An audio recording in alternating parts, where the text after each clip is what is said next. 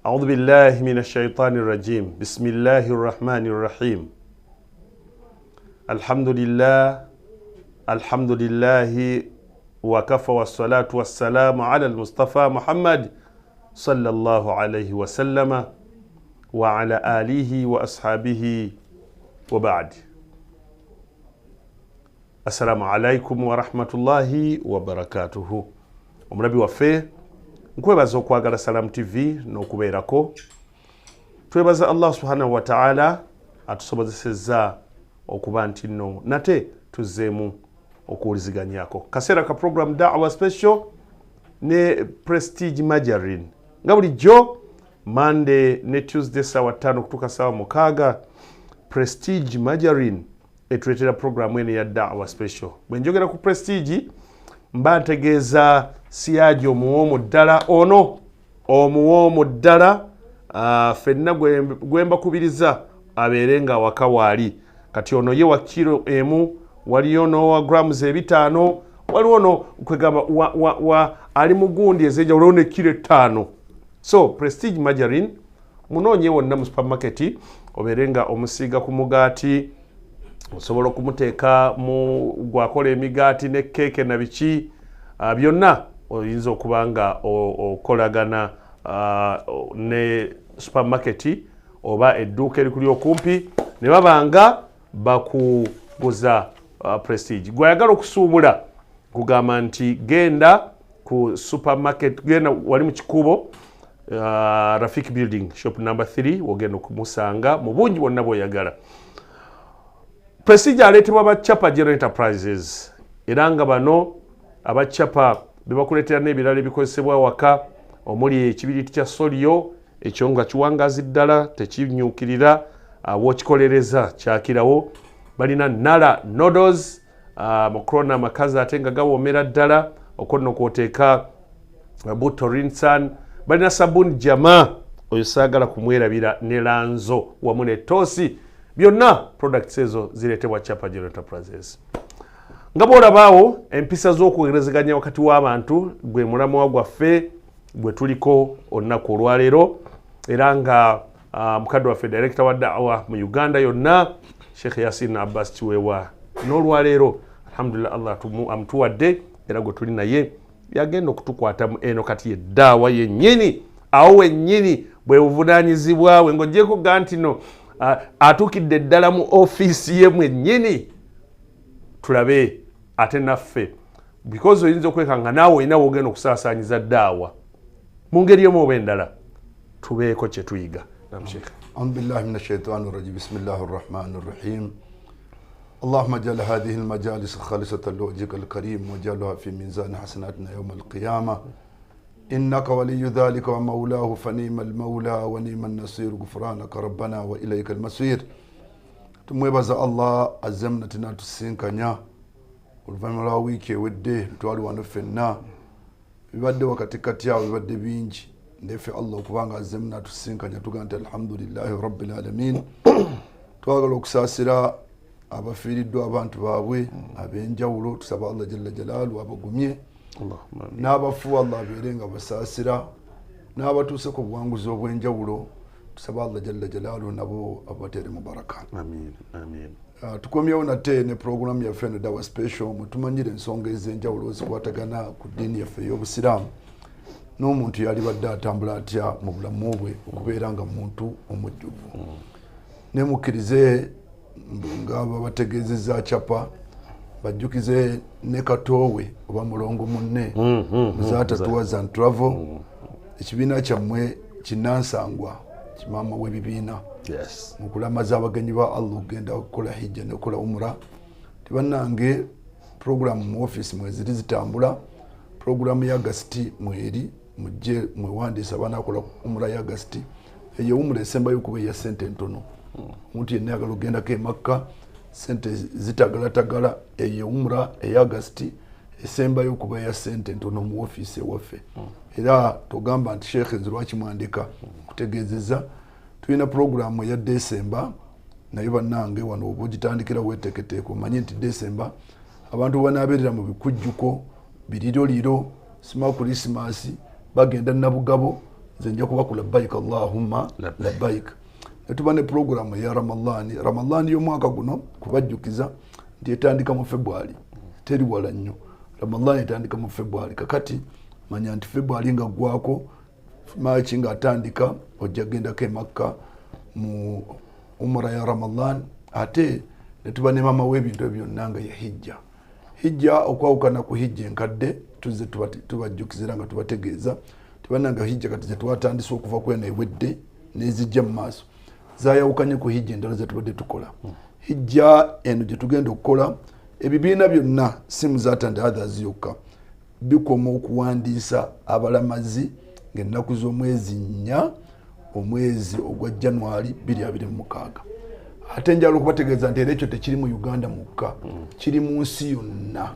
Eyo programu gye tulina gye tutalinaako buyinza nti tusobola okugikolamu adjustment. Ensi yokka egirinako obuyinza ya Saudi Arabia, ate nayo baakwasa ekitongole kya hijja obuyinza obwenkomeredde nayo neteekawo terms and conditions eziwedde twazisayininga kwegamba nti omulundi guno tetusuubira nnyo kugaa nti wajja kubaawo ekikyuka tewajja kuba nga bwe byalambikiddwa byebigenda okutambulwa nga bwakyusakyusa ebibye n'ekiriwo kati tewali kijja kukyuka. Uganda bweneeba n'abalamazi 10 beba bagenda okukola hijja. Nabategeeza ne mbagamba nti Saudi Arabia ffenna bannayuganda nga tetwagenze kola hijja tewali gap gy'ogamba nti egenda kulabika e Makka nti Uganda teriiyo. Ffe tufiirwa bo tebalina kye bafiirwa. Tetulina na percentage gye tukola ku bantu bagenda Makka. Tetulinako percentage. Just tubeerayo kati ffe tufunamu. Bwe tubanga ffe tufunamu bannange tumanye nti empagi ya hijja mpagi tukakatako ng'Abasiraamu tuleke genda kugamba nti batukase bukasi kugerera nnyo tugyekubirize abo twekubiriza mpagi. So umura ya August essaawa zino omuntu tuli mu gwa musanvu omuntu akyasobola okwewandiisa akadde kakyaliwo ne maaso awo nga wiki 2 ezijja mu maaso kubanga kati bwe tubeera nti August tusuubira genda nga mmeka tujja genda nga gwako kati bwe lubali olwaleero nga 21 July kitegeeza tukyayinayoko omukisa ogusobola okugenda paka July ono lwaggwako paka July nga kuggwako ne August nga atandika okyasobola okusasula ffe twagala nnyo okukola ebintu nga situpapa era ekituzera nekituuka tuga nti bane August twagaddewo betuyina batumala ffe ne bwe tuba n'abantu 10 tukakasa nti katuteeketeekera abo bagende bakola ibaada nga tetebakaluubiriddwa. So bane mujje mudduke emisinde mujje tukole kuwumula. Tukomyewo nate n'omusomo gwaffe twagutandikako empisa y'okwogera n'okwogerezeganya. Yogedde ekigambo n'ogamba nti mudaawa mwennyini kati mwetuli kituufu nti tulina ekizibu olunaku lw'omukaaga nagenzeeko mu district y'e Kazo Kiruhura mu basiraamu baayo nakyalidde ku basiraamu bali mu Western Region eyo naye mu bennabadde nabo bennagenze nabo Kazo bennagenze nabo mu mmotoka ne bennasanze eri nga kye tuliko kati bwe bulwadde oba complaininga era nga beebuuza nti bamaseeka bakizizza nnyo ku ffe bamaseeka nti bamaseeka ffe tetuyina gye tutendekerwa kwogera bayogedde ebigambo nga byonna binkwatako biri mu ofiisi yange naye ate nga neebaza Allah nti omusomo nabadde mmaze okugutandikako era mu bye neewozezaako ne baga nti bannange okumanya tutendeka era abantu batendekwa era gwe musomo ogutambula naye nga njagala okubategeeza baganda bange ko naddala abawalimu nti tewali gwe bagamba nti muwalimu ddala afuuse omuwalimu okuggyako nga yeefudde okuggyako nga mu byayiga ayigayo okwogera mu bintu ebisomesebwa abawalimu kasitaba nga yasomako waliwo ilimu bagita ilimu albalagha ilimu albalagha eyawulwamu ebika 3 waliwo kibayita ilimu albayan ilimu albayan yekusembereza kyobadde totategeera nekikulaga yinza okuba nga ndi wano naja Abdusalamu simutegeera naji Musi navere naga nti oyo Abdusalamu golaba mpologoma ntandika okutegeera okugerenga nawe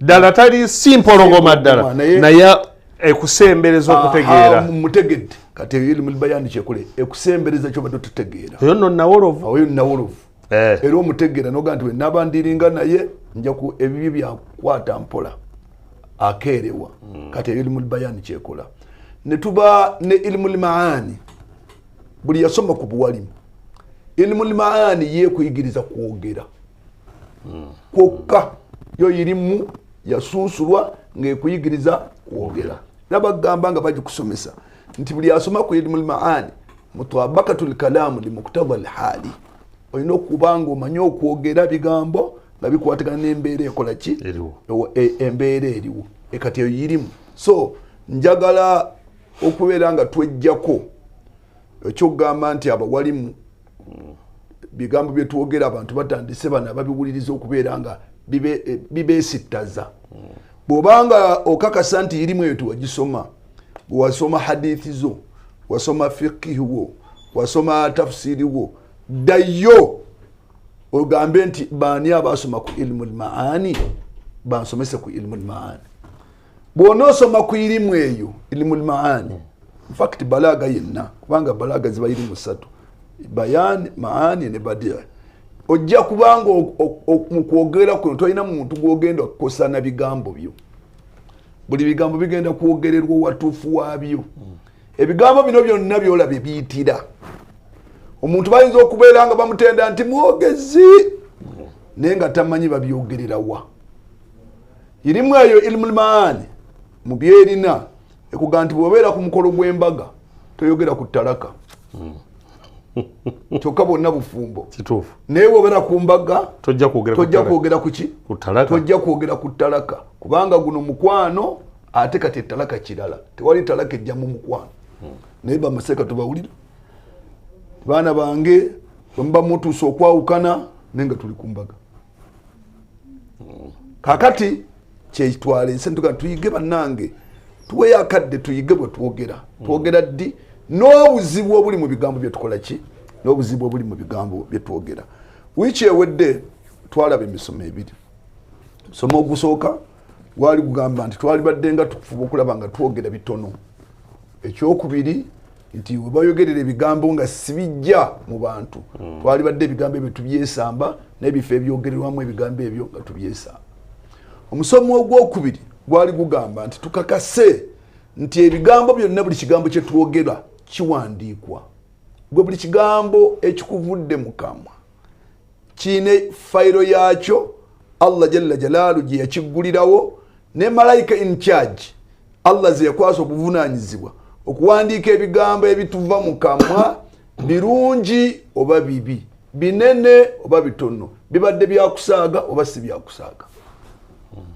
ojja bisanga nga gyebiri gwandaba kuba ekifaananyi nti byewatandikiddeko kuva ku makya byonna kati biri mu fayiro byo olwaleero akatundu ketuzze nakukagamba titakidi imsaka anil kalamu idha lam yakun fil kalamu faida omuntu wali badde ofuba nnyo okulaba ng'osirika mu ebigambo byeyogera bw'olaba nga tebiina nnyo mulamu lwaki wali yogedde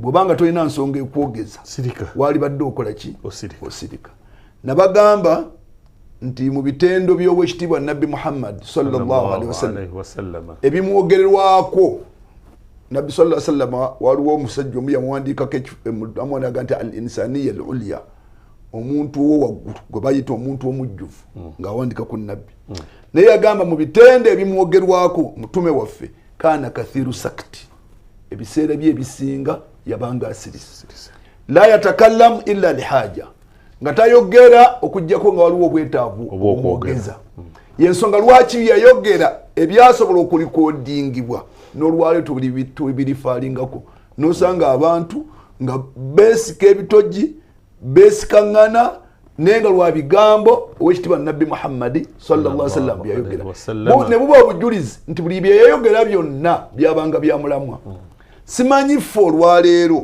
mu kwogerako twogera okungi mu bigambo bye tulina ebingi bye tumanyi ne bye tutamanyi bye twogera bya mulamwa oba si mulamwa kakati mukwano gwange ali yandaba okubirizibwa obusiraamu bukubiriza okubanga oyitiriza nnyo okubeera ng'osirika singa byoyogera tebiba na mulamwa.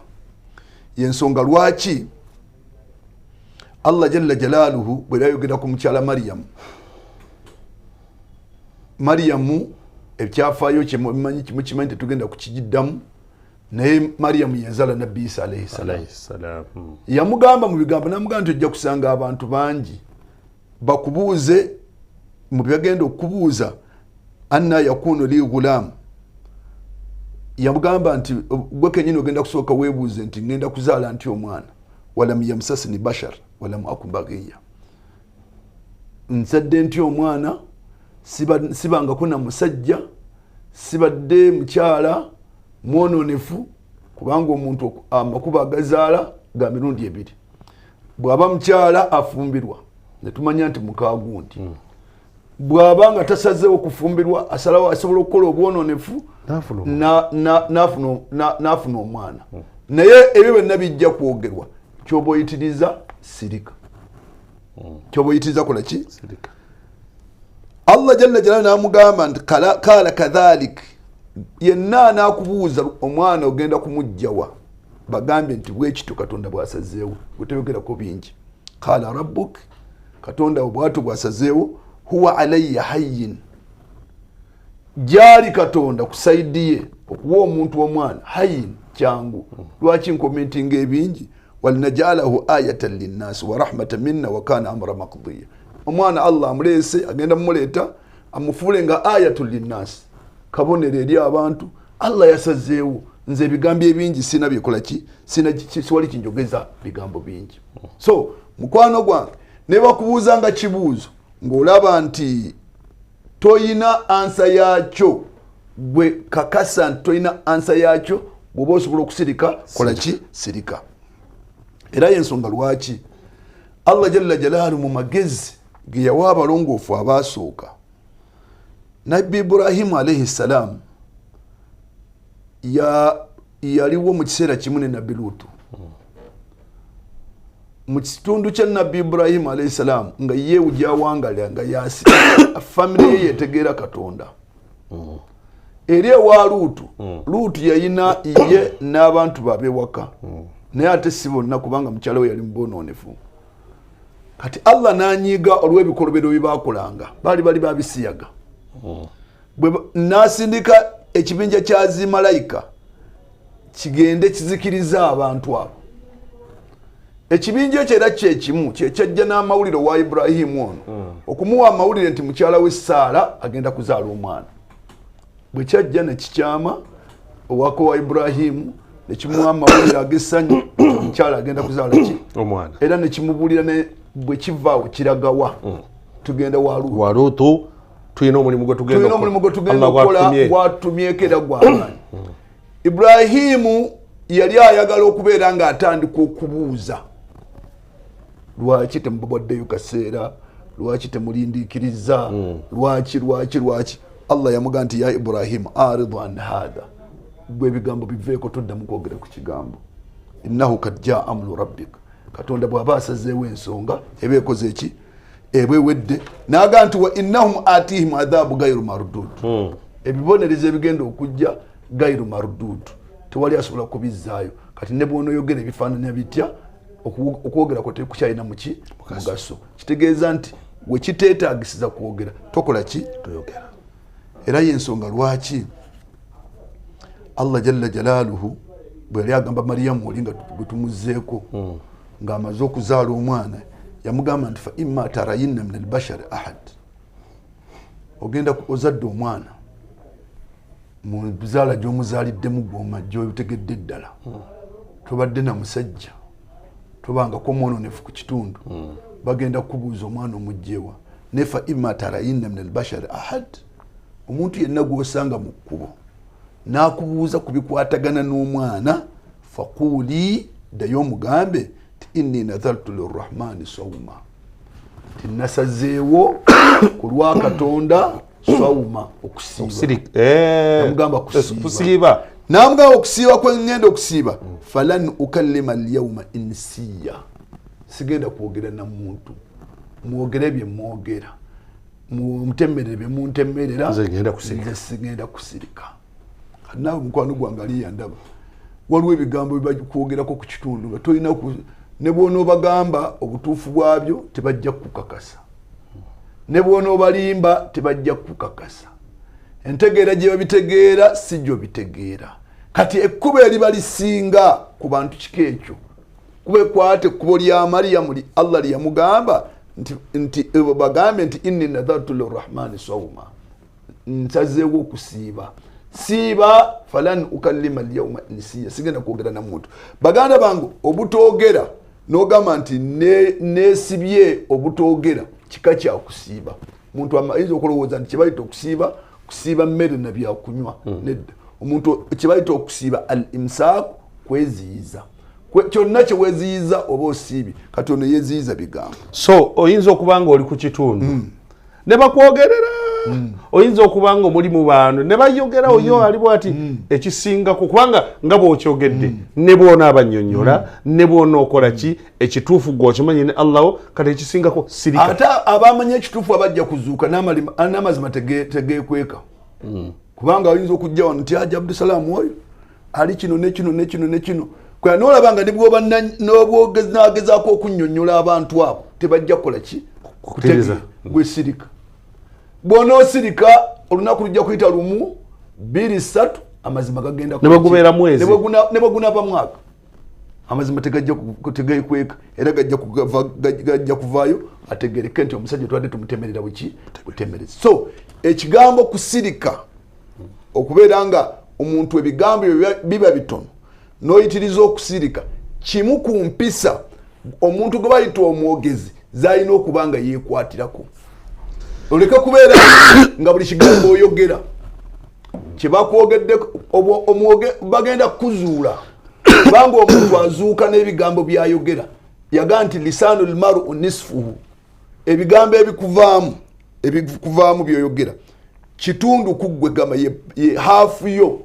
Yeraga omuntu onayogera omuntu musega bulijja bw'atyo bw'ayogera, bulijja ebyo ebigambo bimuvaamu, bulijja asobola n'okuyomba, bulijja asobola n'okuvuma, asobola n'okuswaza abantu. Kaakati ekkubo erisingako okubeera ng'okwata eddungi al imsaaku, ebigambo by'olabanga abantu tebajja kubitegeera, tebajja kutegeera, beera nga weziyiza toyogera bigambo ebyo. Naam, webale kuba nti nno kyatugoberera program Da'wa Special ne Prestige. Kadde kano kkiriza tubeeko wate obubaka bwe tukuwa nga tuwummulamu kkofe eno mu kwogera gwe ogoberere bulungi ne bye tugenda okukuwa kuba nabyo bikugasa. Ate oluvannyuma olw'obudakiika butono tugenda kuba nga tukomawo, tovaawo.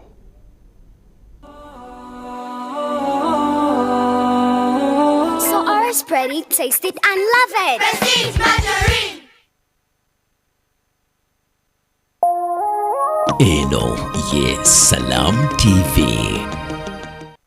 Wangula tukutuku ne sabuni jama. Uliwagula sabuni jama Prestige Margarine, sabuni owokunaaba, owa lanzo, owobuwunga ayoza, owa toast, chapa mandashi, baking powder, ebibiriti bya solio, buto wa rinsen, omuzigo gwa kasuku ne tiri, nala instant noodles n'ebirala bingi nga biweza obukadde 5 n'okudda waggulu. Abo ofunirawo akakonge kojjuza nga kakuyingiza butereevu mu kalulu ak'okuwangula tukutuku n'ebirabo ebirala nfoofo ebyobuliwo. Wangula tukutuku ne sabuni jama. Kampala mornings, more like Kampala marathons. Why sweat in traffic when there is a better way to move? With Union, you're always one tap away from safe, affordable and convenient rides. Glide through the congestion like it's a VIP lane. Get there faster, safely at the best price in town. Download the Union Let's Go app today. Union, the better way to move.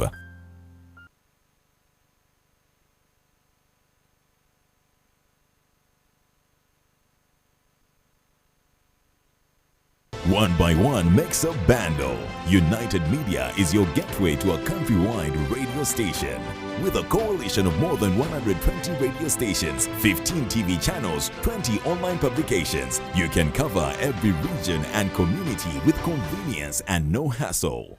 Guaranteed impact with consolidated communication and localized engagement. Whether it's an MDA, development partner, FMCG or regular advertiser, United Media is a truly one-stop shop for your communication needs.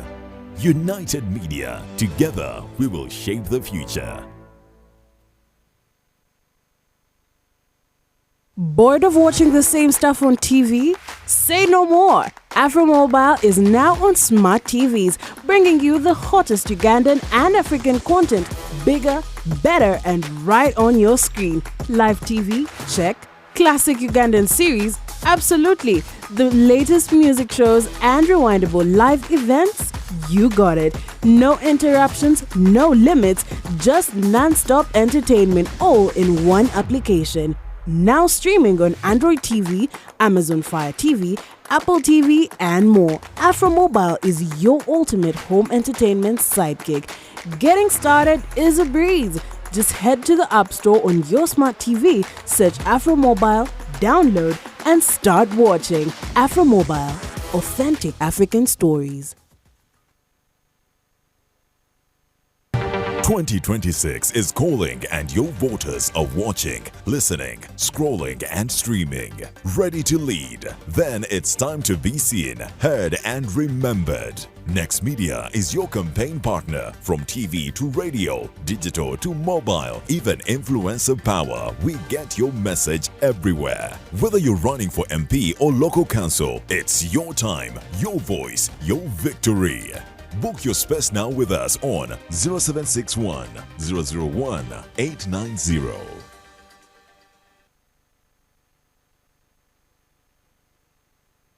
Mu nseera y'emitimbagano si buli ky'olaba nti kituufu. Amawulire amafu ensangi zino gasaasaana mangu okusinga amatuufu, ekituleka nga twewuunaganya wakati mu kusoberwa oba kiriwo ekituufu. Amawulire amafu gawabya era galeeta okutya n'okusoberwa. Dismiss ye kakuyegazze okukutaasa. Lowooza nnyo, weebuuze bulungi era sooka okakase. Twegatteko tumanyise bannayuganda ku bituufu byokka. Dismiss, weebuuze, noonyereza, okakase. Ffenna awamu tulwanyise amawulire amafu.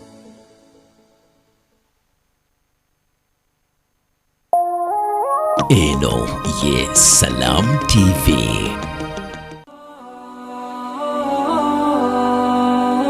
So ours spread, taste it and love it. Prestige Margarine.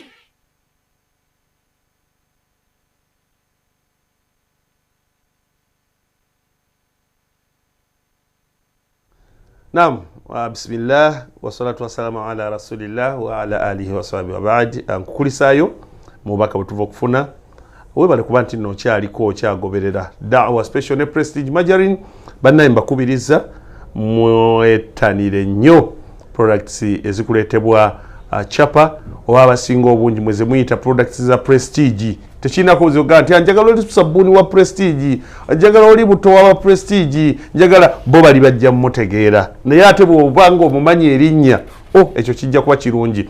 Kati weerabira promotion yaffe egenda maaso eya tukutuku mumanyikana va mu buno obutwala abasaabaze naye kali akati k'ebintu ako abasuubuzi mwe musinga oketaaga. So kye twagala bwe genda osuubule ebintu nga biva ku milioni 5 okudda waggulu, mwebyo ebintu nga mulimu jama yasinga obungi, jama nga yasinga obungi naye nga n'ebirala byonna obiguze. Prestige omuguze, Lanzo omuguze, Nala Nodozi, Tosi, Rinsani, Chapa Mandashi, byonna ebyo nga obiguze naye nga jama yasingamu obungi.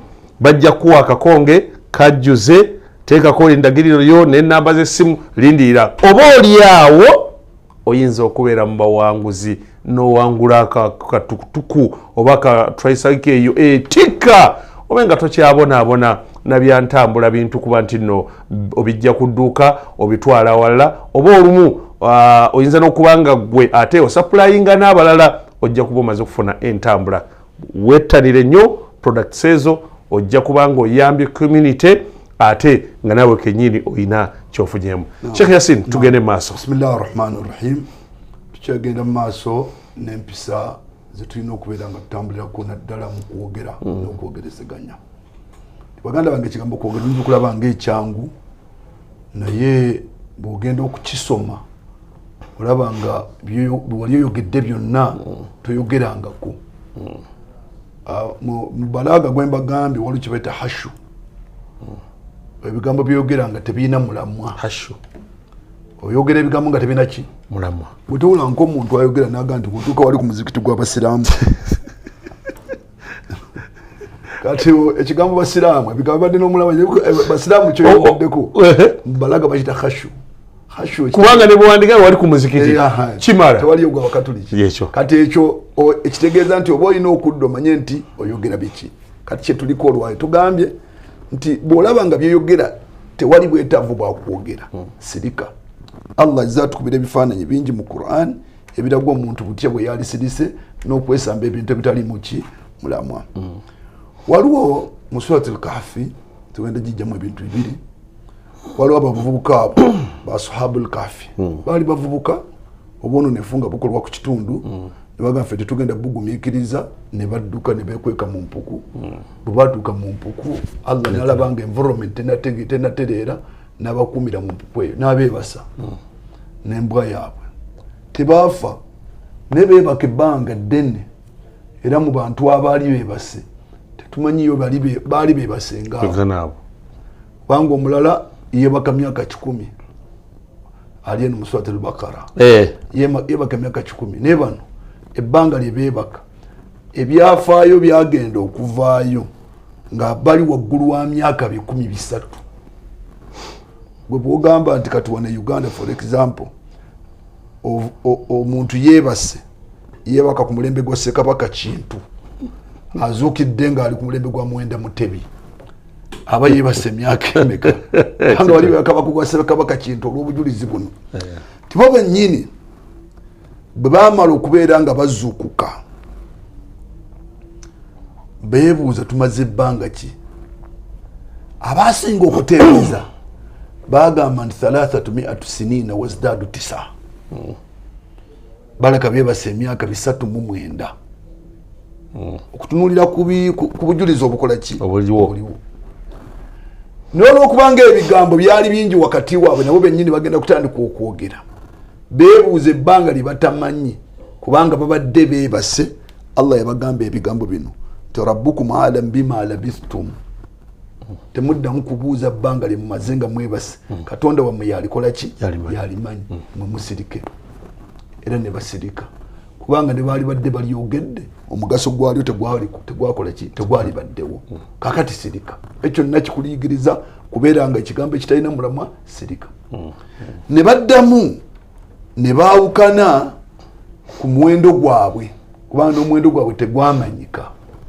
era mwattu abantu abasinga nga tuzeeyo ku aya eno bamanyi nti abantu bano beebaka mu mpuku emyaka 309 sijali 309 emyaka emitufu gibeebaka Allah yagamba nti yagikola ki tewali seeka agimanyi tewali kitabo kyajogera kuli kwali newankubadde baali bateebereza era Allah n'afundikanga nti rabbukum alam bima labithtum ebbanga lyo Allah yalikola ki yalimanyi ekitegeeza mmwe musirike temwogera n'omuwendo gwabwe bano abalabi abaabalabako tebagutegeera era Allah yagamba nti sayaquluna 3 rabi'uhum kalbuhum abaabalabako bajja kugamba nti babadde bavuuka bameka 3 n'embwa yaabwe nga eyokuna abalala nga bagamba nti 5 babadde bameka sadisuhum kalbuhum ow'omukaaga mbwa yaabwe kubanga baali nayo Allah agamba nti rajima bilgaibi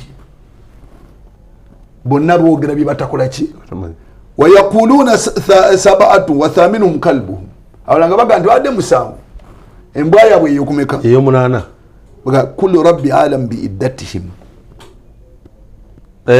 bagambe nti omuwendo gwabwe omutuufu era tewali agukola ki baguveeku Allah yagumanyi ma ya'lamuhum illa qalil fala tumari fihim illa mara'a dhahir wala tastafti fihim minhum ahada abayinza okubanga bagutegedde batono kati ebigambo tekinawo kiwali kibyokwogeza biveeko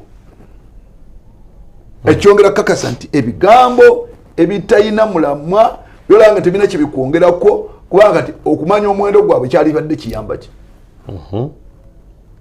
mubanji bo batono ekikulu beebase ebbanga nebbanga libeebase Allah yalikoze eki ekikulu kubadde kwebaka ekyafayo ekirala ekitulaga omuntu nti yali sirise kyali ku maama w'abakkiriza Aisha radiyallahu anha Aisha mukimanyi ekyafayo ekyo lwebamutemerera tiyayenze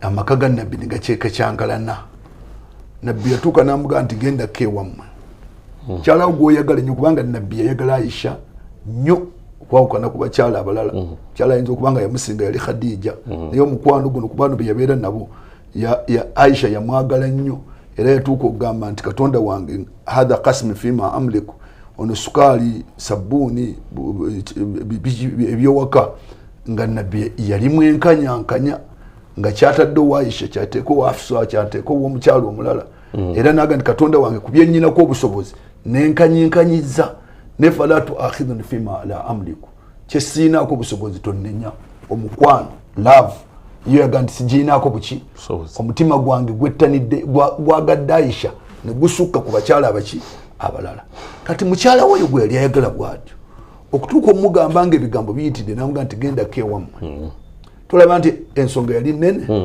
nene obunene bwayo olw'omukwano mungi ogwali wakati waabwe nabbi sallallahu alaihi wasallam yakeeranga owa Abubakari n'agamba Aisha nti fa in kunta bari Aisha bw'obanga ddala okakasa tolina musango agamba fasayubariuka Allahu azza wa jalla totya Allah ajja kuleeta obujulizi obukakasa nti tolina muki wa in kunta almamta bidhambi na Aisha bw'okakasa nti ddala ekikolobero wakikoze nze sinnakubeera nga nkukyawa fastaghfirillah saba Allah akusonyiwe watubu ilayhi omugandi Katonda wange ensonyiwe omusango nakoze eki fa inna al-abdi idha atarafa bidhambihi namugandi omuddu yenna bw'akkiriza omusango gwe thumma taaba ila Allah taaba Allahu alayhi Allah musonyiwe aya zino ez'okubeera nga zibatta omwenzi zali tezinnatuuka Aisha ye yasirika busirisi era ebigambo bye yagamba nabbi naga nti inni wallahi yamuga nti nabbi nkakasa laqad alimta laqad sami'tum hadha alhadith ebigambo mubitegedde n'okubiwulira mubikoze eki n'agamba nti wallahu ya'lamu anni bari Katonda wange akimanyi nti sina musango ebigambo bantemera biki naye singa ngezaako ne mbagamba nti ndi bari usina musango la tusaddiqunani temugenda kunzikiriza ku lw'ebigambo ebisaasanye mu Madiina nti n'abadde batasaana kwogera babikoze eki waliwo omuntu gw'ogamba nti ono tasaana kunjogera ku kigambo bw'osanga akwogeddeko ekigambo kwegamba gwe byoyogera mba temuli baga tulaba ne gundi waliwo omusajja yabeeranga Abubakari bamuyitanga Mustah bin Athatha nga mukwano nnyo gwa Aisha mukwano nnyo gwa famire ya Nabbi Abubakari yamugulira sukaali famire ya Abubakari naye n'agamba nti kituufu ekikolobero ekikoze eki kati Aisha agamba ndi bwe nabagamba nti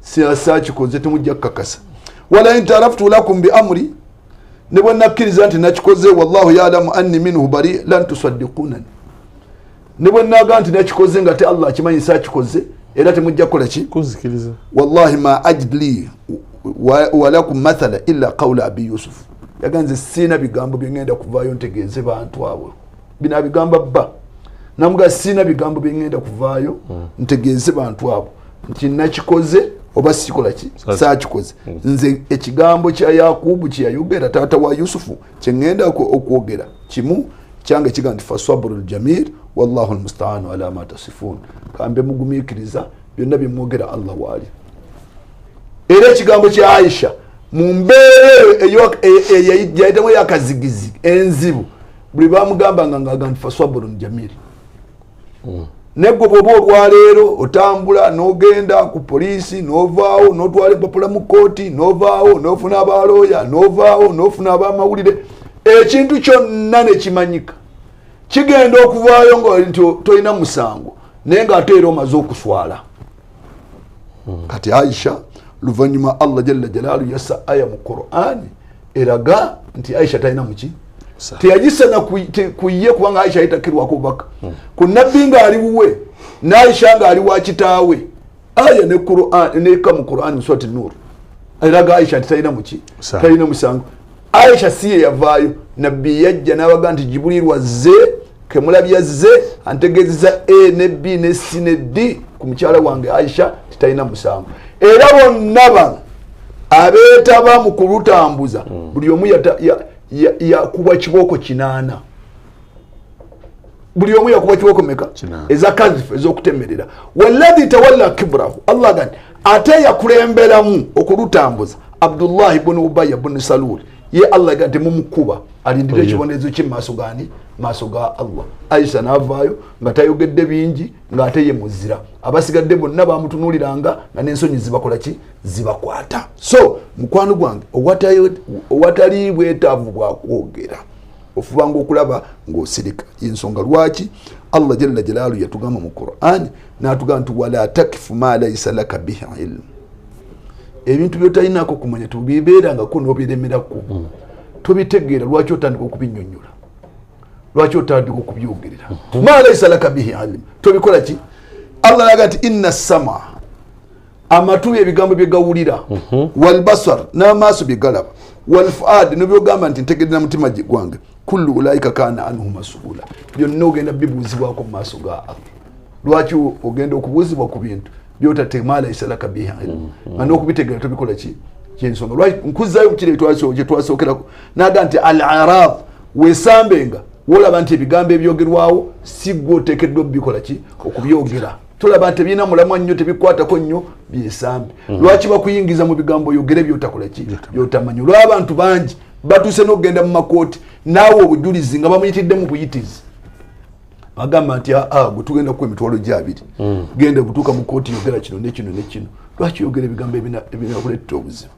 Allah jalla jalaalu yagamba nti fala tumaari fihim illa miraa dhahir wala tastafti fihim minhum ahada. Togezangako n'otambula n'otayogera ebigambo okujjako ng'obitegeera wadde okubinnyonnyola omuntu omulala yenna byotategeera. Togezangako n'okikola. Na aya mu aya endala n'atika nti watakuluna bi afwahikum, yayogera ku ishu ya Aisha era yaga nti mwayogera bi afwahikum n'emimwa gyammwe, kubanga okwogera kuno kwogeza mimwa na lulimi nenga mwogera ma laysa lakum bihi ilm, byemutayinaako kumanya kwonna, byemutayinaako kumanya. Mukwano gwange ali yandaba togezanga kuno oyogera ekigambo ma laysa lakum bihi ilm, kyotayinaako kola ki kumanya. Ishu bwe bayaba walimu girekera abawalimu, bwe bayaba abasawo girekera abasawo, bwe bayaba abalimi girekera abalimi. Nefe olwaleero ate no kyatuuse ne waffe mu bamaseeka akatugu kayitiridde. Waffe no mu walimu akatugu kayitiridde. Buli kintu buli muntu akimanyi. Eyagenda ku ssomero n'asoma akimanyi, ataasoma akimanyi. Manyi kati obwaseeka nabwo bwafuuse kizibu. Oli kasita ayambala ekkanzu n'ateekako enkofiira ng'oyo automatic afuuse seeka. Agenda muzikiti nawulira dalasa nadda ku social media kuno ne yeetuma nawafatwa ye field erimu kati abantu mwe natandika okuvoola irimu y'abalala, natandika okuvoola irimu y'abalala, abala tamanyi bote baaso obwaseeka kati. Mukwano gwange ekirala ate njagala kubategeeza bannanga abayivu tewali muntu yeeyiga bintu byonna. Ne bwe tuba tusoma obwaseeka boga nti bayivu wane Uganda ku level yaffe olitagamba nti yakuguse mu byonna, tali yoyo. Bannanga obwaseeka fe abagendako ebweru ne tusoma n'ogamba nti kale tusinzeeko ku bannaffe. Buli muntu era alina kikyakugukamu kyategeera, tewali yakuguka mu byonna. Yali badde at least singa gamba nti bannanga bwe muba mumpuuze kubikwatagana kale ku sharia nja kubaanukula. Ebya hadisi sibitegeera nnyo kubanga bwe tuba tusoma Haji Abdul Salam kati ndi kuba walimu tuyina irimu ssatu fenna ziva mu ezo. Tuyina kye bayita olulimi lugha, tuyina sharia amateeka, tuyina ne hadithi ebisinga okututabula. Ebintu bisatu. Ebintu ebyo bisatu buli kimu kirina bwe kiyambira kinnaakyo. Eyasoma hadithi ekifaananyi kyenyinza omukubira abanga mu poliisi. Umupolisi bamugamba gavumenti gundi alina omusango genda omukwate. Netaba na kooti bosanga wa polisi alina kooti aba mukyamu polisi tesala musango. Kati yasoma hadithi zonna zula zitawanya abantu yalinga mu polisi awulidde hadisi bamugambye nti nfuka yajjangwa gavumenti nfuka ntuufu kale ntuufu. Bw'omala omuleeta lino polisi bw'omala okukwata ateekeddwa okutematema hadithi eno okumanya obutuufu bwayo n'obutali butuufu bwayo ekolebwawo bwano ateekeddwa ate kuba wa sharia. Yamanya eramulawa wawetalamula wa sharia. Hadithi bw'omala okugifuna erigireetere mu sharia. Kati owa sharia nawe bw'omala okwogera ate waliwo ow'olulimi yagati akina ate kyadde kitegeeza aha nti newankubadde mulaba kampe kyokulabira kyo watandikiddeko nti hadithi ennyonnyola ng'egamba nti oyo Abdusalaamu mpologoma naye in real sense yali tategeeza mpologoma wabula yali ategeeza nti oyo bwabulabe mukole bwoti olulimi yajja okutematemmera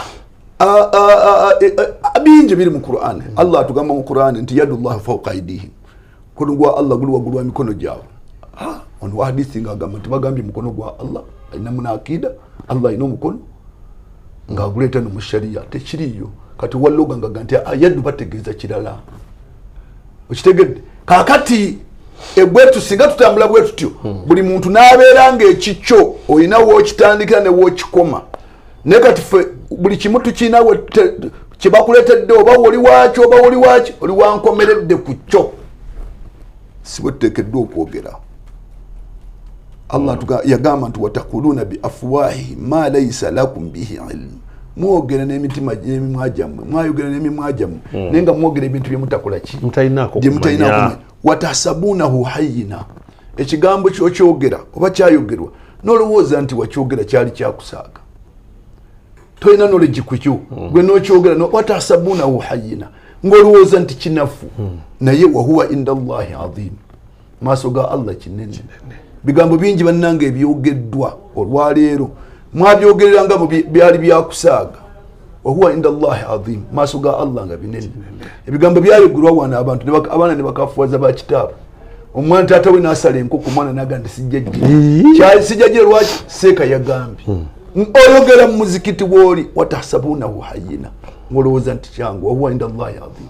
Ku mbaga kw'oli olwaleero tetukyapima bigambo bye twogera ku mbaga bakafuwaza bazadde baabwe n'olwaleero tulina obulwadde. Omanyi nti omuntu tapima bigambo byogenda kwogera mu public, omuli abasiraamu, omuli abatali basiraamu, omuli abantu abakulu, omuli abaana abato, omuli sezaalawo, omuli nazaalawo, omuli maama wakuzaala. Buli kigambo gw'olaba nti kyangu hayyina Allah kyagambye olaba nti kyangu wahuwa inda Allahi azim. Olwalira ebigambo bye twogera nga tuyita gye tuyita irimu bisiza obuseegu, bisiza obuki.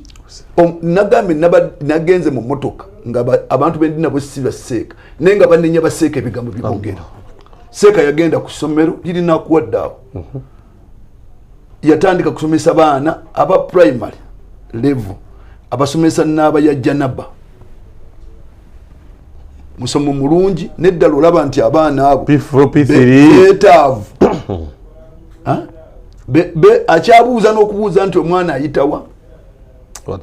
Kakati bannange tupime ebigambo bino gw'olowooza nti obyogera hayyin byangu wahuwa inda Allahi azim, maaso ga Allah nga ki binene. Allah yali ayogera nti tumalire ku aya nga tumaliza yagamba nti ha antum haulai hajjatum fima lakum bihi ilm, abange mwogera ku bintu byemumanyi falima tuhajjuna fima laysa lakum bihi ilm, lwaki byemutamanyi temusirika byoyimanyi kale bakukkiriza yogera naye falima tuhajjuna fima laysa lakum bihi ilm, lwaki mwogera ku byemutamanyi wallahu ya'lamu wa antum la ta'lamun.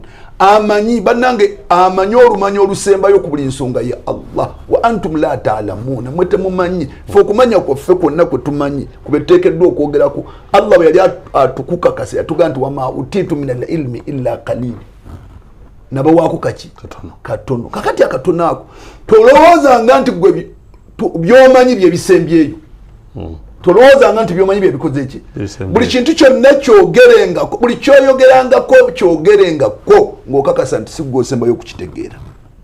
Waliwo abakusinga okukikutegeera, ate abakusinga okukitegeera bayinza okuba nga si bootegeera. Waliwo abantu bangi nga majuhulina fil ardh, nga ku nsi kuno tebategeerekeka naye nga Allah abamanyi. Bino ebyokutegeera irimu n'okwogera ekyafayo kya Musa ndowooza okijjukira. Musa yali amanyi kubanga ye nabbi, infact omuntu okuba nabbi era gwe oba osinga kumbe Allah agenda kumulaga nti ibadina. Waliwo omusajja ali ku mabbali wali ye ng'olumanya lwamanyi n'abantu olwaleero bw'oba oli mu muzikiti mweyogerera manya nti waliwo omuntu majhul tategerekeka nenga ata kyoyogera kakimanyi okusinga kakati yogera bitono ojja kuwona obubaka obwo bukulu nnyo nnyini ddala yogera bitono ojja kuwona ndowooza ne bwogera naako yogera bitono ojja kuwona programu y'olwaleero bwete bwebadde dawa special tusaba allah tuseeyo olunaku olw'enkya insha allah nate twongere okwongerako ettofaali ku mulamwa gwe gumu Prestige Margarine ne products zonna eza Chapa General Enterprises nyongero zibakubiriza bannange muzinoonye muzikozese za mugaso gye muli ate muba mwongedde nammwe n'okuwagira dawa bagaliza olunaku olulungi nze alhaji abdussalam ali kinobe tubadde ne Sheikh Yasin Kiweewa assalamu alaikum wa rahmatullahi wa barakatuh